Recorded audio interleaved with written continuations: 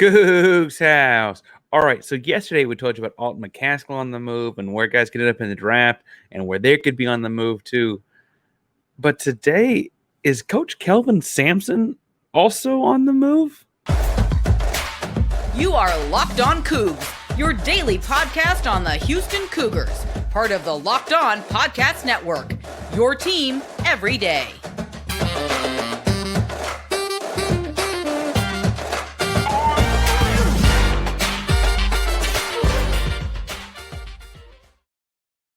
Welcome to Locked On Cougs, the daily podcast about your Houston Cougars. I'm your host, Houston-born teacher and coach Parker Ainsworth, here to break down all things Cougs. If you're a U of H fan or just a hater who came to stop by, please be sure to subscribe down below. That way you can listen to Cougs into your newsfeed each and every day. We appreciate you making Locked On Cougs your first listen of the day. We're getting close to 1,200 subscribers on YouTube, so it's good to see you again as we do every day to the everydayer in the crowd. Remember, at 1,250, giving away a hat like this one with the Cougar paw on the front, locked on the sides, the Nike Dry Fit style hat.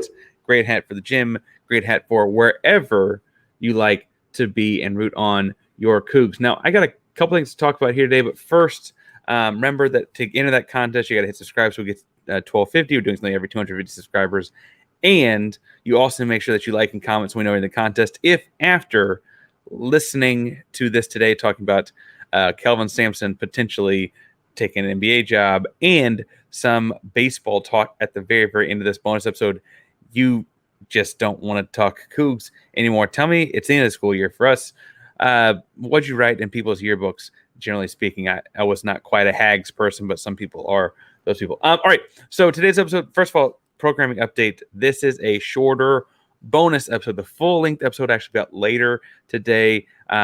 We got to talk to host of Locked On BYU, Jacob Hatch. We talked with Jake about like both Cougar programs coming to the Big 12, the similarities, the differences, and those kinds of things.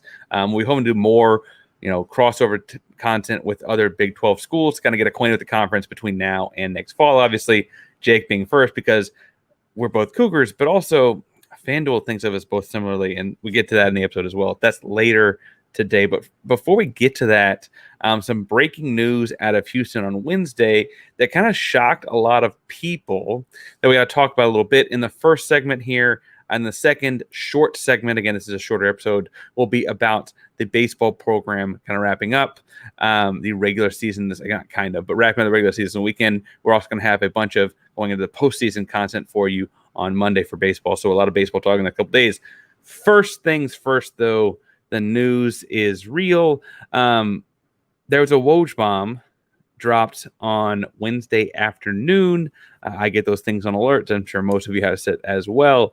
But the WojBomb very simply said that Houston head coach Kelvin Sampson had visited the Milwaukee Bucks in regards to their head coach vacancy. Now, the Milwaukee Bucks, remember, fired head coach Mike Budenholzer after failing to get out of the first round as the first overall seed in the NBA playoffs. They fired him, I believe, it was May 4th. Worth pointing out, Mike Budenholzer was an NBA champion and those kinds of things. And This is not an NBA show. This is a Kelvin Sampson show and a Houston Cougar show.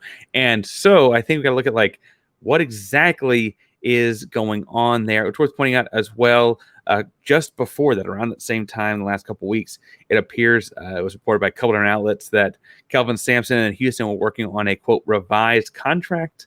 And so there's part of me that thinks this is just a giant get me a little bit more money in that revised contract kind of play. Worth pointing out with regards to Milwaukee, that's not just some random team looking for a darn good basketball coach. General Manager John Horst was in their offices, in their front offices, when Coach Kelvin Sampson was there as an assistant coach after his exodus from Indiana. Sampson did do this in 2018. He kind of looked around similarly and was quick to eventually come to Houston, stay in Houston, and sign for a little bit more money, squeeze a little bit more money out of it because he had demonstrated, look, this is out there for me for whatever it's worth.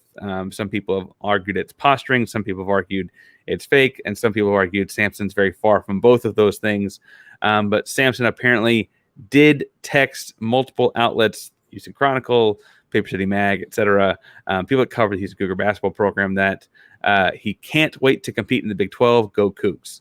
That was the text to multiple different people that cover the program in response to the Wojnarowski report. Now, I think part of the reason that this report makes sense is, frankly, the money of the whole deal. Mike Budenholzer, the previous head coach after winning an NBA title, signed an extension where he was making an average of $8 million a year. I don't know if Sampson was garnered that much money. He's not an NBA champion head coach, although I'd argue he could be if he just coached that. But don't go. But that $8 million that Budenholzer is making per year is more than twice as much as what Kelvin Sampson's slotted to make next season. Currently, he's going to make $3.4 million next season, and the incentives in Sampson's contract is every NCAA tournament he makes adds $100,000 to his base salary. So theoretically, making the tournament next year would mean that then he has a base level of 3.5 the year after, and so on. Right? Kelvin Sampson is 67 years old. And I think that's worth mentioning this because I don't think he's got a whole lot more steps and stops left in him. We'll get to more of that in a second. But truthfully, a move to the NBA would probably be his last step. Like, he would be done with college basketball. Not a whole lot of guys getting into the college game in their 70s. Larrañaga and Pitino kind of being outliers there. But you see a lot of coaches dismiss guys in their 70s like Boeheim or Krzyzewski or Roy Williams. I guess some of those are more cordial, but you don't see a whole lot of guys getting into it. So leaving Houston at 67 would probably be his last college stuff, last college coaching. In his time at Houston, Sampson is 323-74 in 9 years, 5 straight NCAA tournaments, 4 straight Sweet 16s, a Final Four in the middle there. And for what it's worth, all of that college success is not NBA success, and there are other pro coaches out there with rings. I mean, Nick Nurse, you've got Doc Rivers. You could also see, Monty Williams doesn't have a ring, but has NBA Coach of the Year award fairly recently. So you could see other guys fighting for that job. So Milwaukee could also be using Sampson as a way to lower the price for those other coaches, right? To be like, hey, listen, we can get a really darn good coach, and we just have to beat 3.5. We might only offer you 5 or 6 because we can get that guy for 4 or whatever, right? Whether or not that's true, they may be using him to posture to other candidates with good resumes. I do think, though, while I think this is mostly smoke and mirrors and he may be helping his buddy out, again, he likes the people up there in Milwaukee from his time there and spoke very fondly of them. I think this is just a meeting and a visit to kind of potentially get both sides what they want, to give Milwaukee a coach a little bit cheaper than they thought they might have to pay because, again, they have the threat to hire Sampson and to get Sampson a little bit more money than he's making currently.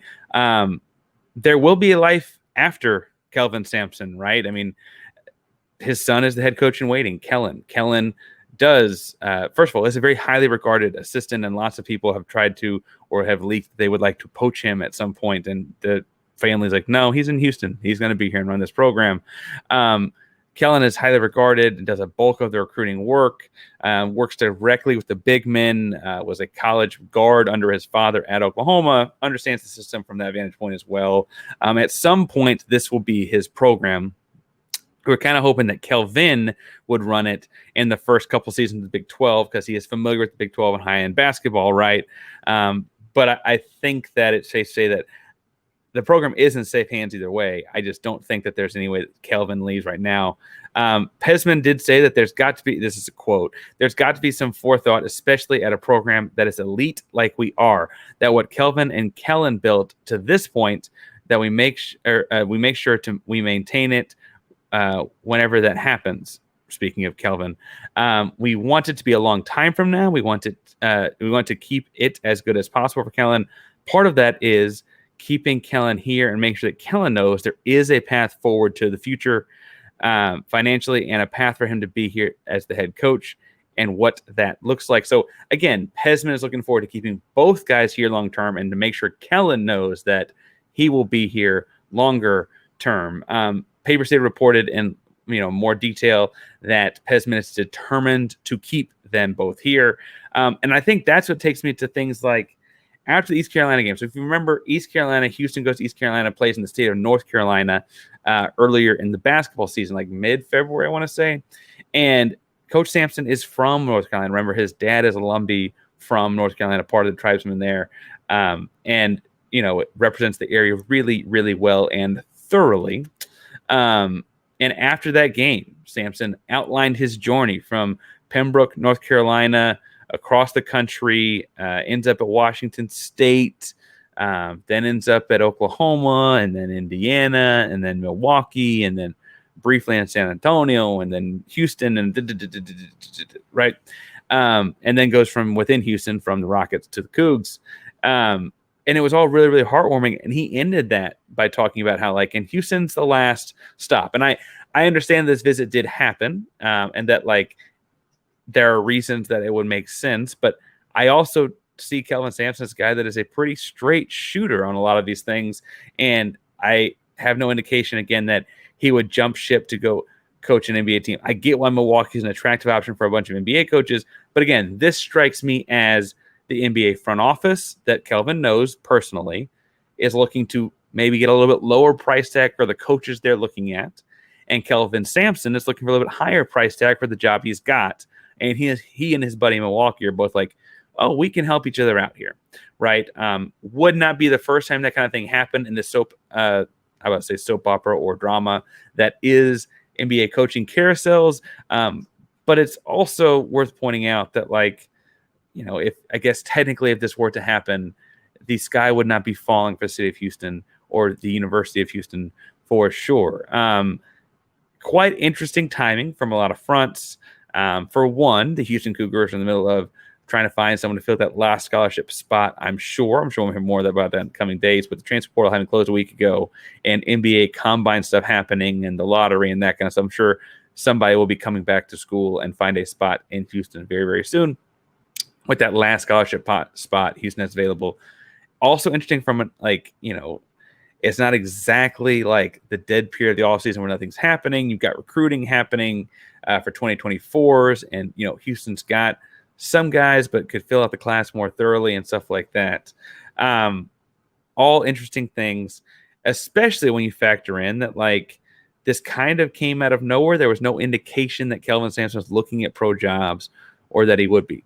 Again, Milwaukee is an appealing one. It's got what might be one of, if not the best player in the world, as well as other very complimentary pieces. Was just won the NBA championship a couple of years ago.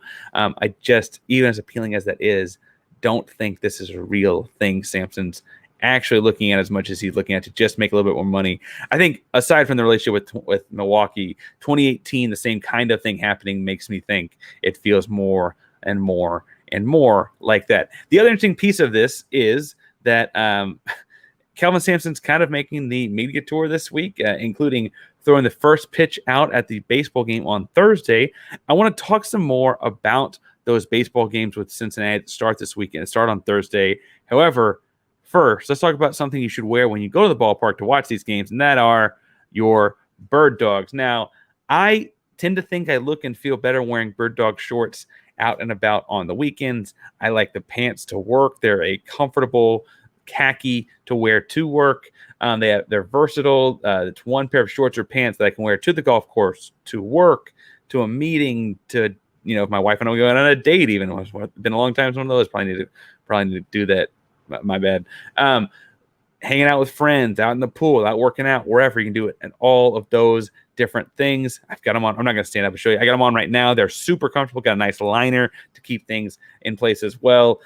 Make sure you go to birddogs.com/lockedoncollege. When you enter that promo code, that is lockedoncollege, they'll throw in a free custom Bird Dogs Yeti style tumbler with every single order. So make sure you go to birddogs.com/lockedoncollege to get you some new pants and shorts for the summer. Today, they're super comfortable, look and feel great with Bird Dogs.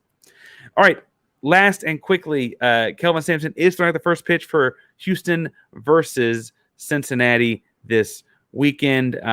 Houston maintains in baseball a half-game lead over East Carolina in the conference. Remember that half game being because a couple weeks ago they had to lightning out, I should say, a conference game. East Carolina has South Florida this weekend. South Florida, simply put, is not good. They are 19-34, 7-14 in conference. So Houston probably needs to win all three games in Cincinnati to maintain that half-game lead in first place heading into the conference tournament. They are Cincinnati, that is 23-29 and 9-12 in conference. So it's not unheard of.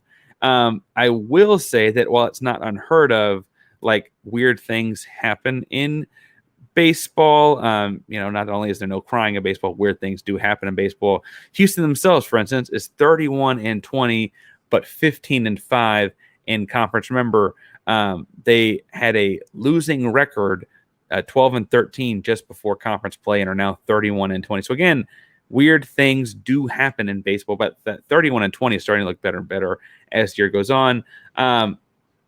Tuesday's finale, I guess last Tuesday was supposed to be the finale to the Don Sanders Cup with Sam Houston State. That game got canceled because of rain as well. It's not a conference game, but did get canceled because of rain. So the most recent out of the Houston Cougars was a win over Tulane from the weekend, 17-11 on Sunday. They also, for its worst, swept the series. They won the first game 9-3, second game 5-4, and the third game was that 17-11 thriller, right? Came back from behind, ended up winning by 6.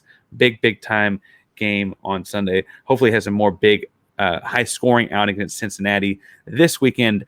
Star of the show last weekend was Justin Murray. He was Conference Player of the Week last week. He hit 10 for 18, which is good for 556 batting average, 6 runs, 1 home run, and thus 7 RBI as well. Big week out of him. Hopefully have another big week at him this weekend. You got Zach Arnold as well. Malachi Lott chipped in some last weekend. Maybe we could see him more this weekend as well. So again, go check out the Cougs in their final regular season series of American Athletic Conference play. This weekend, we host Cincinnati. Be sure to get out to the ballpark, cheer on, wear red, be loud, etc. We'll be talking some on, I believe it's Monday's episode, about the wrap-up of the Houston Cougar regular season and heading into conference tournament time, and then moving on from there and so on and so forth. A little bit extra baseball talk next week as we get into that postseason. Got some high hopes for these Cougs, if I'm being honest with myself. They're a fun team to watch, so you should go watch them. Speaking of things to watch, we appreciate you making Locked on Cougs your first listen and watch of the